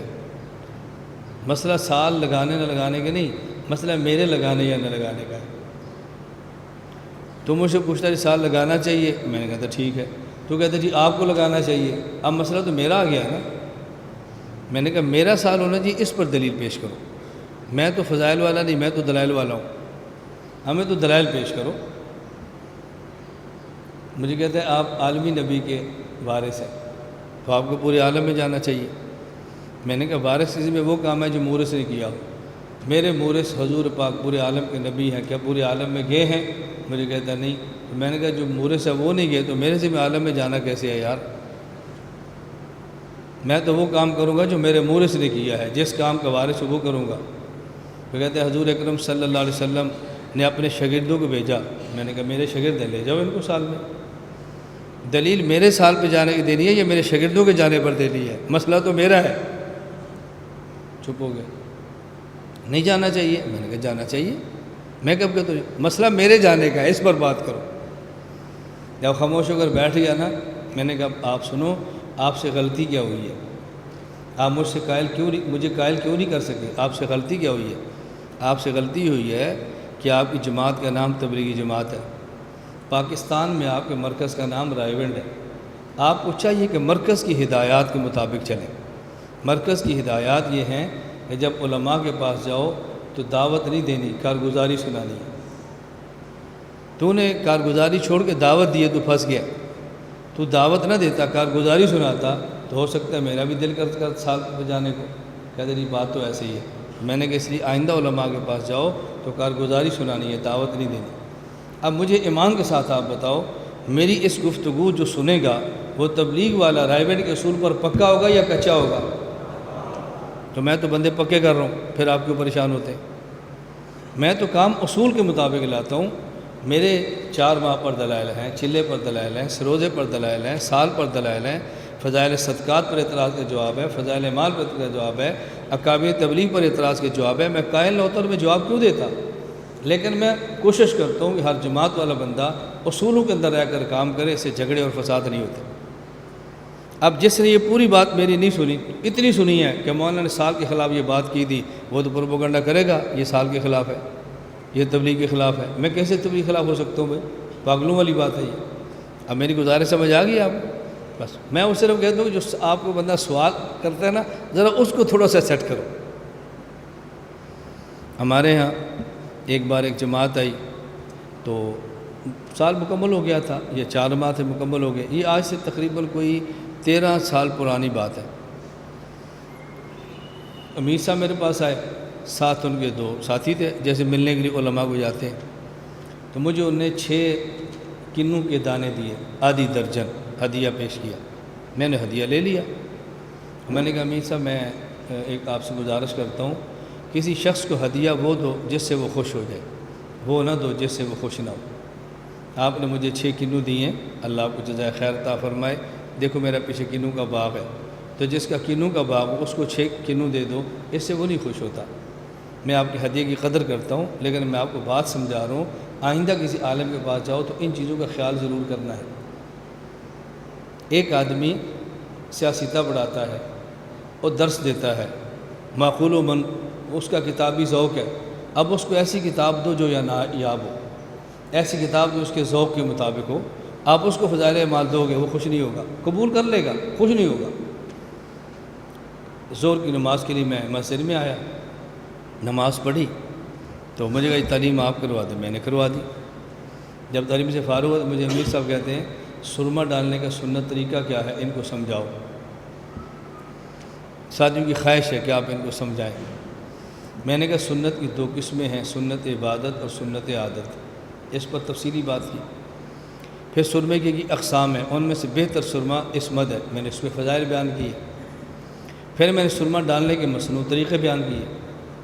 جب بیان ہو گیا میں کمرے میں چلا گیا، میں نے امیر صاحب کو بلایا، میں نے کہا امیر صاحب ناراض نہیں ہونا، میری بات اچھی طرح سمجھو، یہ جو صبح میں نے آپ کو سمجھایا تھا آپ نے اس کا بدلہ مجھ سے زور کے بعد لیا۔ مجھے امیر صاحب نے کہا اللہ کے لیے مجھے معاف کر دو، مجھ سے غلطی ہوئی ہے۔ میں نے کہا آپ کے ذہن میں یہ تھا کہ میں نے صبح آپ کو تنبیہ کی ہے، اس تنبیہ کا شکریہ ادا کرنے کے بجائے آپ نے 10 جماعت کے بندوں کے درمیان ایسا مسئلہ پوچھا کہ آپ کا خیال یہ ہوگا اس بندے کو طریقہ نہیں آئے گا، پھر ہم اس کو 4 ماہ کی دعوت دیں گے۔ انہوں نے کہا بالکل، میں واللہ اعتراف کرتا ہوں میرے ذہن میں یہی بات تھی۔ میں نے کہا آئندہ یہ غلطی کبھی نہ کرنا، کسی شخص کو دیہات کی کٹیا میں بیٹھے دیکھ کر یہ ذہن نہ بنانا کہ اس بندے کے پاس علم نہیں، ورنہ کسی شہر کے اندر ہوتا، یہ ذہن کبھی نہ بنانا۔ یہ اس وقت کی بات ہے، میں 12-13 سال پرانی بات کر رہا ہوں، جب میرے پاس مسجد مدرسہ کچھ بھی نہیں تھا، گاڑی کا میرے پاس موٹر سائیکل بھی نہیں تھا، بالکل میں دیہاتوں میں نے کام کی الہ بات شروع کی تھی، اس وقت کی بات ہے۔ اب بتاؤ یہ جو میں بات آپ کو سمجھا رہا ہوں یہ تبلیغ سے دور کرنے کے لیے، تبلیغ پر پکا کرنے کے لیے؟ میں آپ سے کہہ رہا ہوں جب جماعت میں جاؤ تو علماء سے نہ ملو، لیکن دعوت نہیں دینی بلکہ کارگزاری۔ علماء کو ہدیہ دو، میں روک رہا ہوں، ہدیہ دو، لیکن کون سا دو؟ جس پر خوش ہو۔ اور جب آپ کی دوبارہ جماعت ہے تو مولانا صاحب انتظار کے اندر ہوں، یہ لڑکا کراچی سے آئے پھر ہدیہ لائے گا۔ ایسا نہ ہو تم ایک بار ایسی خوشبود ہو کہ دوبارہ آپ کو دیکھ کر مولوی صاحب اندر چلے گی پھر نہ مجھے لگا دے۔ تو میں تو تمہیں ایسی ترتیب بتاتا ہوں کہ جیسے علماء کے دل میں آپ کی قیمت بڑھ جائے، کام مضبوط ہو جائے اور کام کی ترقی ہو۔ جو بات میں آپ سے کہتا ہوں وہی بات ہم اپنے شاگردوں سے بھی کہتے ہیں، بھئی اس ترتیب پر کام کرو، اس سے فائدہ بہت ہوتا ہے۔ چلیں صفات متشابہات پر میں نے ایک مختصر سی بات کی ہے، کچھ ذہن میں آ گئی آپ کے، کچھ معاملے ٹھیک ہوئے، آگے چلیں۔ آگے مسئلہ ہے استواء علی العرش کا۔ یہ آج کے دور میں اس عنوان سے چلایا جاتا ہے کہ جب یہ کہا جائے این اللہ، اللہ کہاں پر ہے، تو آپ نے جواب کیا دینا ہے؟ آج کے دور میں اس عنوان پہ جب کہا جائے عین اللہ، اللہ کہاں پر ہے، تو ہم کہتے ہیں اللہ موجود، ہم کہتے ہیں اللہ موجود بالجسم و مکان و جہت۔ جب کوئی آپ سے پوچھے اللہ کہاں ہے تو آپ نے جواب دینا ہے اللہ موجود بلا جسم، بلا مکان اور بلا جہت۔ اب یہ بات طالب علم تو سمجھتا ہے، اللہ تعالیٰ کی موجود بلا جسم کا معنی کیا ہے، بلا مکان کا معنی کیا ہے، بلا جہت کا معنی کیا ہے۔ عام بندہ ان اصطلاحات کو نہیں سمجھتا، پھر ہم عوام کو سمجھاتے ہیں۔ جب کوئی بندہ آپ سے پوچھے اللہ کہاں پر ہے تو آپ نے کہنا ہے ہر جگہ ہے۔ عین اللہ کے جواب میں یہ کہنا کہ اللہ ہر جگہ ہے، یہ اصلی جواب نہیں ہے۔ اصلی جواب کیا ہے؟ اللہ موجود بلا مکان، بلا جسم، بلا مکان اور بلا جہت۔ لیکن جو بندہ یہ بات نہ کہہ سکے، اس کو سمجھا نہ سکے، اس کو کیا کہیں؟ وہ کہہ دے اللہ تعالیٰ موجود ہر جگہ پر ہے، اللہ ہر جگہ موجود ہے۔ یہ ہمارا موقف ہے۔ یہ بات میں کیوں کہہ رہا ہوں؟ جب ہم نے کہنا ہے اللہ ہر جگہ موجود ہے تو بعض حضرات نے ہمارے خلاف بعض کتابیں پیش کر دینی ہے کہ اکابر کا موقف ہے کہ یہ نہیں کہنا چاہیے، تو دیکھو یہ کہہ رہے اکابر سے ہٹ گیا ہے۔ میں حوالے ایک دو نہیں، پوری حوالوں کی بارش ہم برساتے ہیں کہ جو بات میں کہتا ہوں نا اللہ ہر جگہ موجود ہے، یہ ہمارے اکابر نے لکھی ہے، ہمارے اکابر نے فرمائی ہے، فلاں فلاں اکابر نے یہ لکھا ہے، یہ حوالے نوٹ کرو، فلاں فلاں فلاں، یہ حوالے نوٹ میں لکھے ہیں، حوالے آپ کو دیتا ہوں۔ لیکن پہلی یہ بات سمجھا رہا ہوں کہ جب یہ کہا جائے اللہ تعالیٰ کہاں پر ہے تو جواب کیا دینا چاہیے؟ اللہ تعالیٰ موجود بلا جسم، بلا مکان اور بلا جہت۔ اب یہ عوام کیسے سمجھے؟ عقیدہ تو عوام کا بھی ہے، خواص کا بھی ہے۔ عوام کو کیسے عقیدہ سمجھائیں کہ وہ کیا کہیں؟ ہم ان کو سمجھاتے ہیں جب پوچھے اللہ کہاں پر ہے تو آپ نے کہنا ہے اللہ ہر جگہ موجود ہے، یہ عقیدہ۔ غیر مقلدین اس پر بہت شور ڈالتے ہیں اور بہت کھپ ڈالتے ہیں کہ نہیں، یہ مت کہو کہ اللہ ہر جگہ موجود ہے، بلکہ تمہیں یہ کہنا چاہیے کہ اللہ تعالیٰ عرش پر ہے، اللہ تعالیٰ کی ذات عرش پر ہے، اللہ حقیقتاً عرش پر ہے۔ ایک تو اس کو یوں بیان کرتے ہیں، توجہ رکھنا، اور ایک اس مسئلے کو دوسرے انداز میں بیان کیا جا رہا ہے کہ اللہ تعالیٰ کی معیت یہ معیت ذاتیہ ہے یا معیت وصفیہ ہے۔ ہم کہتے ہیں اللہ تعالیٰ کی معیت ذاتیہ ہے، غیر مقلد کہتے ہیں نہیں، اللہ کی معیت وصفیہ ہے۔ وصفیہ سے معنی معیت علمیہ ہے، معیت قدرت ہے۔ جب ہم یہ کہیں گے اللہ ہر جگہ پر ہے تو ہم کہتے ہیں ہر جگہ ہونے کا معنی اللہ ذاتاً ہر جگہ پر ہے۔ غیر مقلد کہتے ہیں نہیں، جب ہم کہتے ہیں اللہ ہر جگہ پر ہے اس کا معنی اللہ وصفاً ہر جگہ پر ہے، یعنی اللہ کی ذات تو عرش پر ہے، اللہ کا علم ہر جگہ پر ہے، اللہ کی ذات ہر جگہ پر ہے، اللہ کی قدرت ہر جگہ پر ہے۔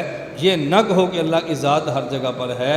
اگر کہو کہ اللہ کی ذات ہر جگہ پر ہے اس پر یہ سوال یہ سوال یہ سوال یہ سوال ہوگا، لہذا کہہ دو کہ اللہ کا علم ہر جگہ پر ہے۔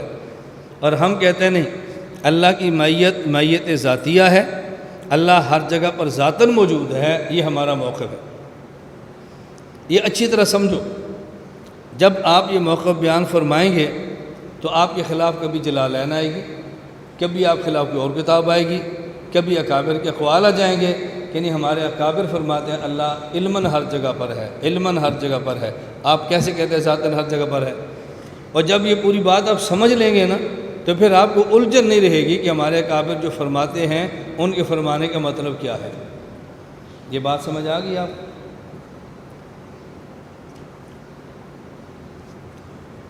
دلائل بعد میں دیں گے، میں نفس مسئلہ کھولتا ہوں تاکہ آپ کی الجھن ختم ہو جائے۔ ایک ہے اللہ کی ذات، ایک ہے اللہ کی صفت۔ یہ بات سمجھنا، اللہ کی صفات نہ اللہ کا عین ہے نہ اللہ کا غیر ہے۔ اللہ کی صفات نہ اللہ کا عین ہے نہ اللہ کا غیر ہے۔ عین کیوں نہیں اور غیر کیوں نہیں؟ عین اس لیے نہیں کہ عین ہونے کا مطلب ہوتا ہے کہ دو چیزوں کے مفہوم کا مصداق ہر اعتبار سے ایک ہو، اسے کہتے ہیں عین ہے۔ دو چیزوں کے مفہوم کا مصداق ہر اعتبار سے ایک ہو تو اسے کہتے ہیں عینیت۔ اور ایک چیز دوسرے کے بغیر ہو سکتی ہو، اسے کہتے ہیں غیریت، یہ غیر ہے۔ اللہ کی صفات اللہ کا عین کیوں نہیں؟ صفت تابع ہوتی ہے، موصوف مطبوع ہوتا ہے۔ صفت تابع ہوتی ہے اور موصوف مطبوع ہوتا ہے، اور تابع الگ ہوتا ہے، مطبوع الگ ہوتا ہے، اس لیے عین تو ہے نہیں۔ سمجھ آ رہی؟ ایک بندہ عاقل، عاقل کا معنی کھانے والا۔ اب عاقل میں دو چیزیں میں، ایک ذات اور ایک کھانا۔ اب ذات الگ ہے اور کھانا کا فعل الگ ہے، ایک تو نہیں ہے۔ نمبر دو، اللہ کی صفات اللہ کا غیر کیوں نہیں ہے؟ وجہ صفت تابع ہے اور ذات مطبوع ہے، اور تابع بغیر مطبوع کے کبھی ہو ہی نہیں سکتا۔ تابع بغیر مطبوع کے کبھی بھی ہو ہی نہیں سکتا، تو غیر بھی نہیں ہے۔ غیر تو تب ہو نا جب ایک چیز دوسرے کے بغیر ہو سکے، اور جب ایک دوسرے کے بغیر نہ ہو سکے اس کو غیر نہیں کہتے۔ اب اللہ کی صفات اللہ کا عین بھی نہیں ہے، اللہ کی صفات اللہ کا غیر بھی نہیں ہے، نہ عین ہے اور نہ غیر ہے۔ ایک بات سمجھ آ گئی؟ دوسری بات سمجھو، یہ جو ہم کہتے ہیں کہ اللہ کی صفات اللہ کا غیر نہیں ہے، اس کی وجہ اللہ کی جتنی صفات ہیں وہ تمام صفات صفات کمال ہیں۔ اللہ کی جتنی صفات ہیں وہ تمام صفات صفات، کوئی ایک بھی صفت نقص نہیں ہے، ساری صفات صفات کمال ہیں۔ اور اگر ہم یہ کہیں اللہ اپنی صفات کے بغیر ہو سکتے ہیں، اس کا معنی اللہ بغیر کمالات کے بھی ہو سکتے ہیں۔ اللہ ہو اور کمال اس کے ساتھ نہ ہو، یہ محال ہے۔ اس لیے اللہ اپنی صفات کے ساتھ ہیں، صفات اللہ کی اللہ کے ساتھ ہیں۔ جہاں اللہ کی ذات ہوگی وہاں اللہ کی صفت بھی ہوگی، اور جہاں اللہ کی صفت ہوگی وہاں اللہ کی ذات بھی ہوگی۔ اللہ کی صفات اور اللہ کی ذات میں تلازم ہے، ایسا ممکن نہیں ہے صفت ہو اور اللہ نہ ہو، اللہ ہو اور صفت نہ ہو، ممکن نہیں ہے۔ یہ بات سمجھ آ گئی آپ؟ اب ایک بات سمجھو، اس ایک بات خود بخود آپ کو سمجھ آ جانی چاہیے کہ علم اللہ کی صفت ہے۔ علم اللہ سے جدا ہو سکتا ہے؟ بولیے، نہیں ہو سکتا۔ تو جہاں علم ہوگا وہاں اللہ۔ قدرت اللہ کی صفت ہے، صفت قدرت خدا سے جدا ہو سکتی ہے؟ تو جہاں قدرت ہوگی وہاں۔ اب بات سمجھو، ہمارے بہت سارے اکابر نے صراحتاً لکھا ہے اللہ کی ذات ہر جگہ پر موجود ہے۔ ہمارے اکابر نے صراحتاً لکھا ہے کہ اللہ تعالیٰ کی ذات ہر جگہ پر موجود ہے۔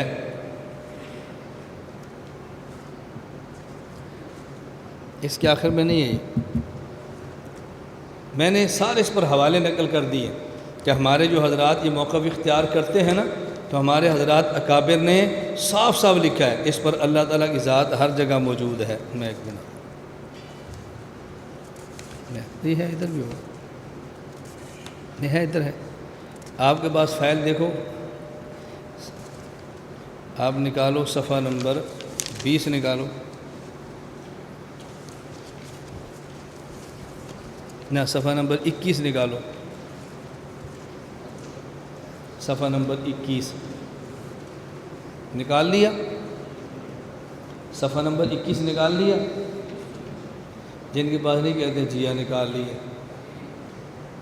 دیکھو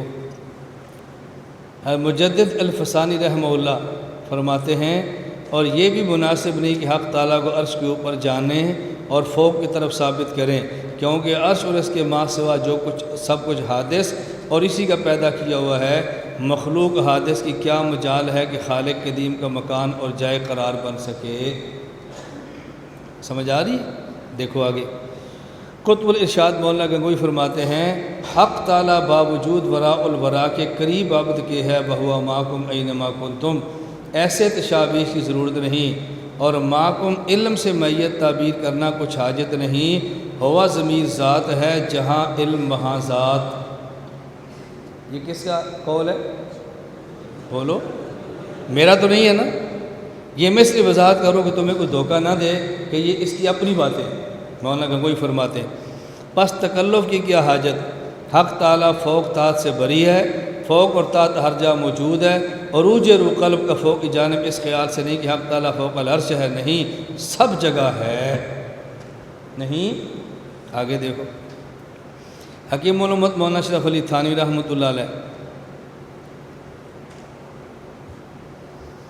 اب یہ عبارت مجھے تو سمجھانے میں زور نہیں لگانا پڑے گا، آپ کو سمجھنے میں زور لگانا پڑے گا۔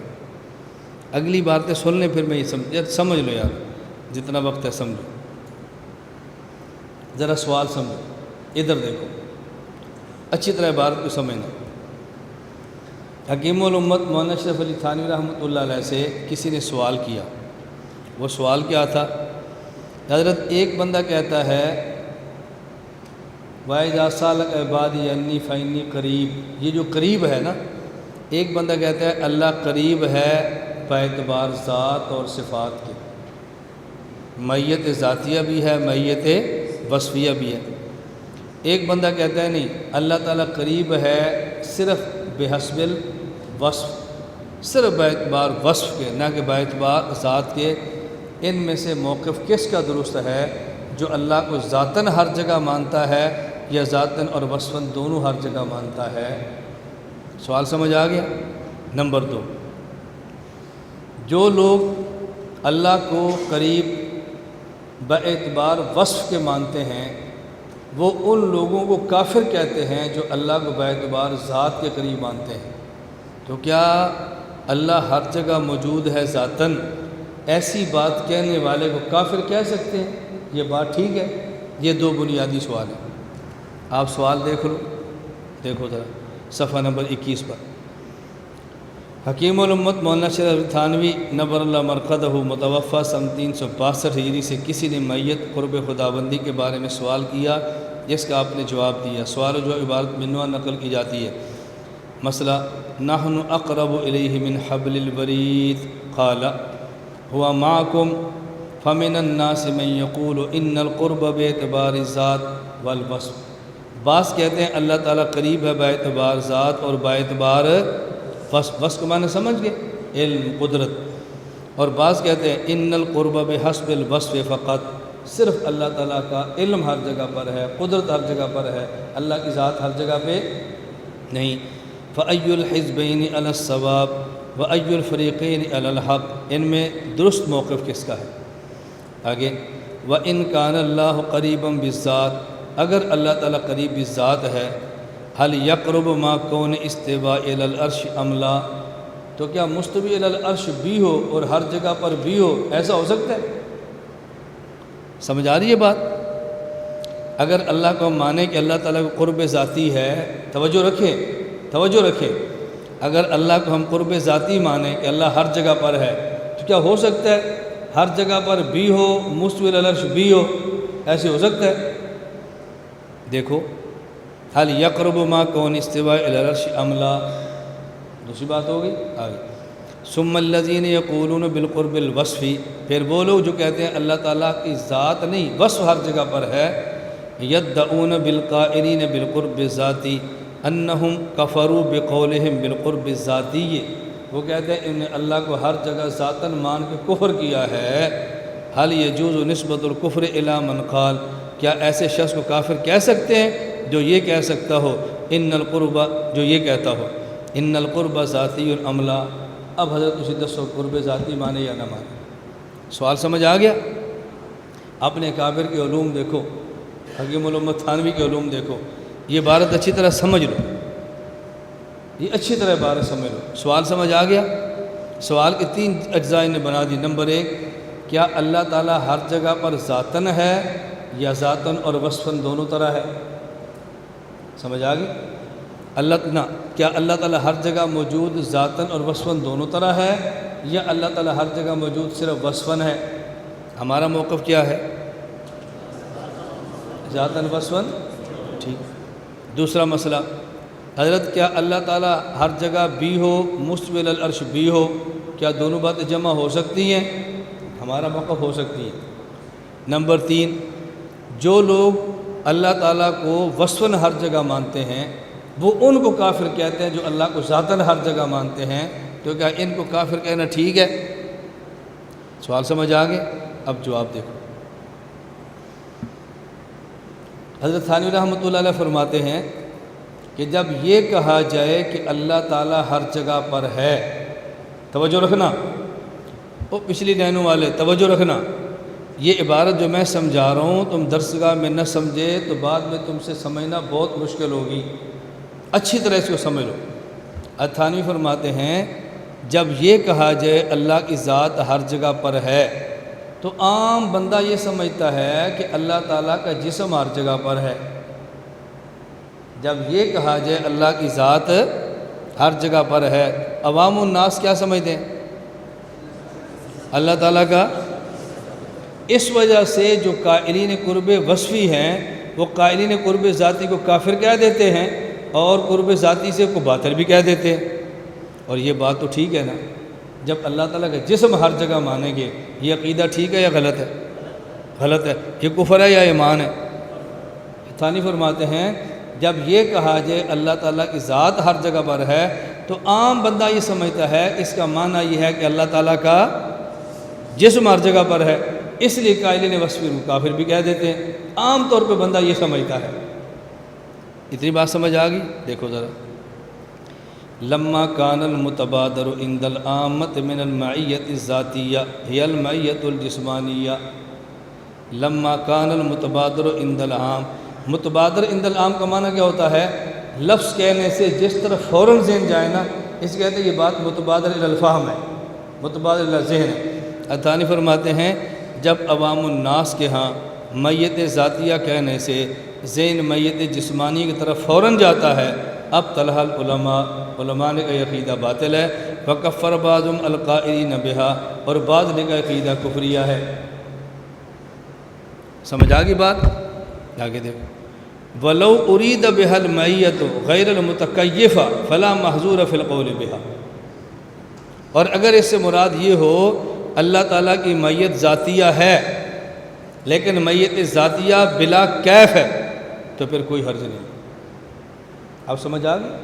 اگر یہ کہا جائے کہ اللہ تعالیٰ کی میت ذاتیہ ہے اور میت ذاتیہ بلا کیف ہے، اللہ ہر جگہ پر بھی ہیں اور کیفیت سے پاک ہے، فلا محظور بہا، پھر کوئی حرج نہیں ہے۔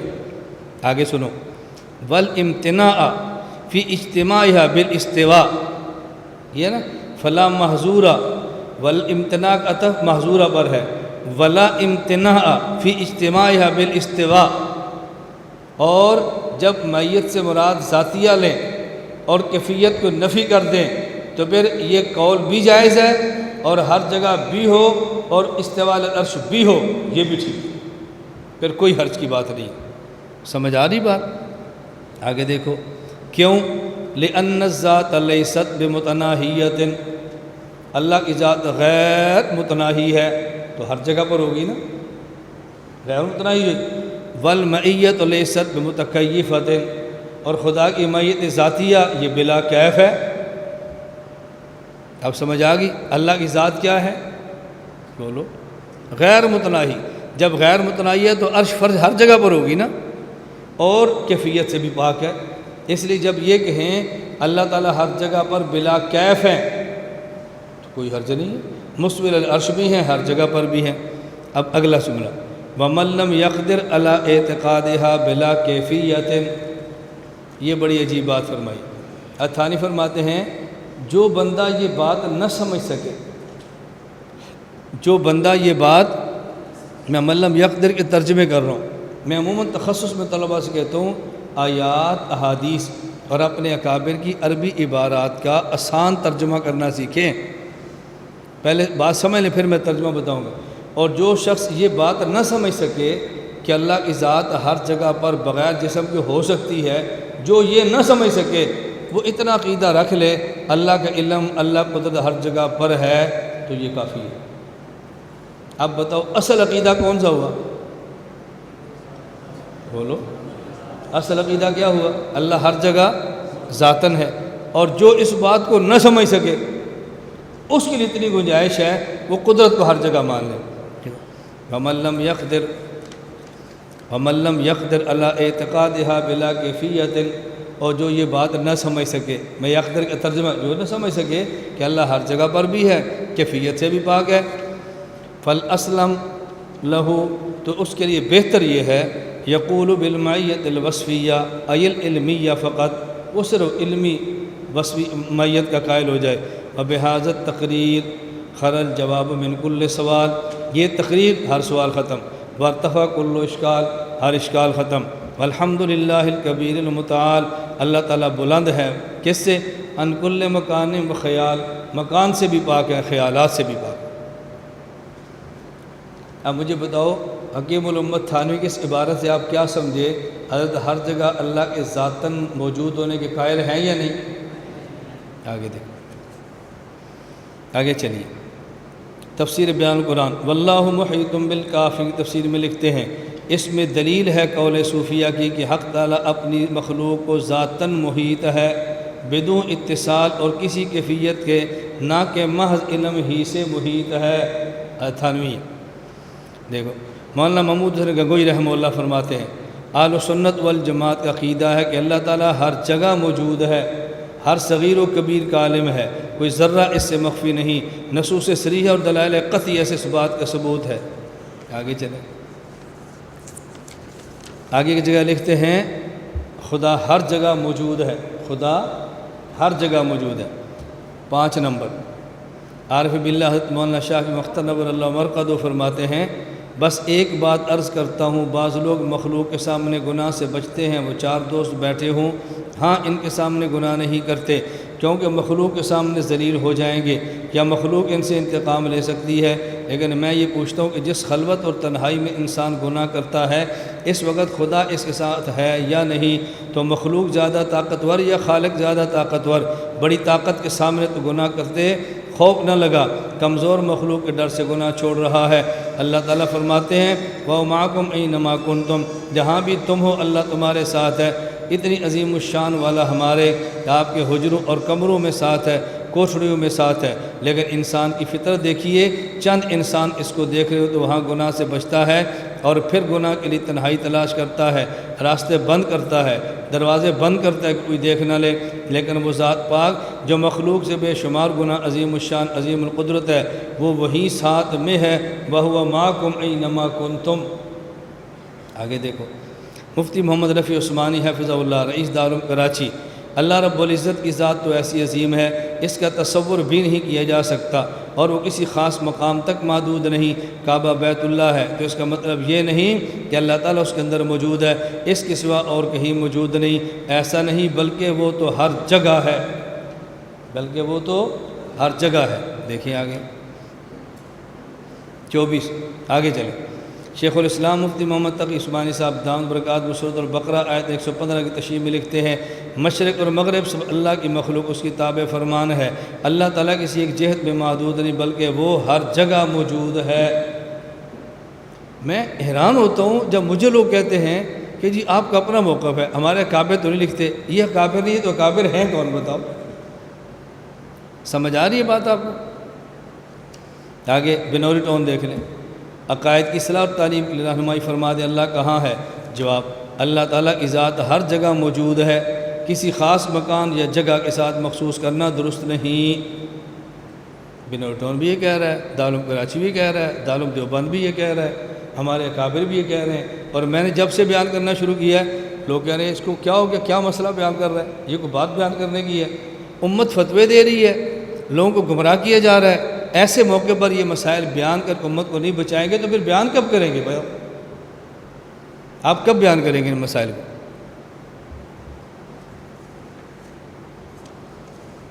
اور میری سمجھ آئی بات آپ کو؟ چلیں میں رات دکھا دوں گا، میں آپ کو دکھاؤں گا، آپ کے کراچی سے اہل باطل کے بیان نشر ہو رہے ہیں، اللہ کو ہر جگہ موجود مانے تو نقص کیا ہوگا؟ اور چینل نشر کر رہے ہیں، ٹی وی نشر کر رہے ہیں، اب بھی آپ کہتے ہیں مسئلہ نہیں بیان کرنا چاہیے، تو پھر بیان کب کریں؟ مخالف ٹی وی پہ لا رہا ہے، چینل پہ لا رہا ہے، سوشل میڈیا پہ لا رہا ہے، کتابوں پہ لا رہا ہے، ہمارے بچوں کو گمراہ کر رہا ہے، اور ہم کہہ رہے ہیں ابھی بیان نہ کریں، تو بیان کرنے کا وقت پر کون سا ہوگا بتاؤ بھائی؟ یہ بات سمجھ آئی آپ کو؟ میں جو بات سمجھانا چاہتا ہوں اس کو اچھی طرح سمجھو آپ، باقی عبارات تو ایک طرف رہ گئی۔ حکیم الامت حضرت تھانوی کی بات کو بنیاد بنا لو تو اگلی بات سمجھنے آسان ہوگی۔ حضرت تھانوی رحمۃ اللہ علیہ کیا ارشاد فرما رہے ہیں؟ وَمَن لَّمْ يَقْدِرْ عَلَىٰ اعتقادها، ابھی پڑھا نا۔ حکیم علومۃ تھانوی رحمہ اللہ فرماتے ہیں اگر کوئی شخص وَمَن لَّمْ يَقْدِرْ عَلَىٰ اعتقادها بِلَا كَيْفِيَّةٍ فَالْأَسْلَمُ لَهُ أَن يَقُولَ بِالْمَيِّتِ الْوَصْفِيَّةِ أَيْ الْعِلْمِيَّةِ۔ یہ میں کیا سمجھا رہا ہوں؟ جب آپ کہیں گے اللہ کی مائیت ذاتیہ بھی ہے وصفیہ بھی ہے، آپ کے خلاف بعض عبارات ایسی پیش کی جائیں گی کہ جس میں ہمارے اکابر نے مائیت سے مراد مائیت وصفیہ فرمایا ہوگا، تو لوگ آپ کو کہیں گے آپ کا موقف اکابر سے الگ ہے، آپ میت ذاتیہ کہہ رہے ہیں اور ہمارے اکابر میت وصفیہ کہہ رہے ہیں۔ آ گیا ذہن میں سوال؟ اب اس کا جواب اچھی طرح سمجھیں۔ ہمارے اکابر میں سے جن اکابر نے میت وصفیہ کا قول کیا ہے انہوں نے میت ذاتیہ کا انکار نہیں کیا، اور میں نے آپ کو مولانا گنگوئی رحمہ اللہ کی عبارت پڑھ کے سنا دی ہے کہ مولانا گنگوئی رحمۃ اللہ علیہ کیا ارشاد فرماتے ہیں تاکہ آپ کو الجھن نہ رہے۔ حضرت گنگوئی رحمۃ اللہ علیہ یہ بات ارشاد فرما رہے ہیں کہ دیکھو جہاں اللہ کا علم وہاں اللہ کی ذات، جہاں اللہ کی قدرت وہاں اللہ کی ذات، تو جو شخص میت وصفیہ کا قائل ہوگا وہ آٹومیٹکلی تلاسم کے طور پر میت ذاتیہ قائل بھی ہوگا کہ اللہ کا وصف اللہ کی ذات سے جدا نہیں ہے۔ تو ہمارے اکابر نے میت وصفیہ کا اقرار کیا ہے تو میت ذاتیہ کا انکار نہیں کیا، اور میت وصفیہ کے ثبوت سے میت ذاتیہ خود بخود ثابت ہو جاتی ہے، ان دونوں میں تلازم ہے۔ یہ بات سمجھ آ گئی ہے؟ اور ہمارے اکابر میت وصفیہ کی بات کیوں کرتے ہیں؟ حکیم علومۃ تھانوی فرما رہے ہیں کہ جب آدمی ہر قرب ذاتی کے بلا کیفیت ہونے پر قادر نہ ہو، اس کو سمجھنے پر قادر نہ ہو، اس کے لیے احتیاط یہی ہے کہ میت وصفیہ کا قائل ہو جائے۔ تو ہمارے اکابر بعض ایسے لوگوں کو جو میت ذاتیہ سمجھنے سے قاصر ہے میت وصفیہ سمجھا کر مسئلہ سمجھا دیتے ہیں، اور ہم نے اس کو اصل مسئلہ سمجھ کر اپنے اصل مسئلے کو چھوڑ دیا ہے۔ اس لیے میں نے گزارش کی بات سمجھ لیں، استوا کے مسئلے پر ہمارا موقف کیا ہے؟ اللہ تعالیٰ کی ذات ہر جگہ پر ہے یا اللہ تعالیٰ کا علم ہر جگہ پر ہے؟ بولو۔ اللہ تعالیٰ کا علم بھی ہر جگہ پر ہے اور اللہ تعالیٰ کی ذات بھی ہر جگہ پر ہے۔ اس پر دیکھیں ہمارے اب دلائل موجود ہے۔ وَلِلَّهِ الْمَشْرِقُ وَالْمَغْرِبُ فَأَيْنَمَا تَوَلُّوا فَثَمَّ وَجْهُ اللَّهِ وَإِذَا سَأَلَكَ عِبَادِي عَنِّي فَإِنِّي قَرِيبٌ۔ توجہ رکھنا ذرا، میں تمام دلائل کی تنقید نہیں کر رہا۔ وَإِذَا سَأَلَكَ عِبَادِي عَنِّي فَإِنِّي قَرِيبٌ، جب آپ دلیل پیش کریں گے نا، آپ کو مخالف کہتا ہے اس سے مراد اللہ کا علم ہے، انی قریب، اس سے مراد اللہ کا، آپ اسے کہو سوال ہو رہا ہے وَإِذَا سَأَلَكَ عِبَادِي عَنِّي، اے میرے پیغمبر اگر لوگ پوچھیں عنی، میرے بارے میں یا میرے علم کے بارے میں؟ میرے بارے میں، جواب کہ فإنی قریب، اگر قریب سے مراد قریب علمن ہے تو پھر جواب سوال کے مطابق نہیں۔ سوال ہو رہا ہے ذات کہاں ہے، جواب ہو رہا ہے علم کہاں ہے۔ تو انی قریب سے مراد قرب ذاتی لوگے تو سوال جواب کے مطابق ہوگا، اگر اس کو قرب ذاتی نہیں لوگے تو سوال جواب کے مطابق نہیں ہوگا۔ تو دیکھو کتنی آیات اب الحمدللہ تعالیٰ جو ہمارے موقع پر موجود ہے، اس میں الجھن کی بات ہی نہیں ہے۔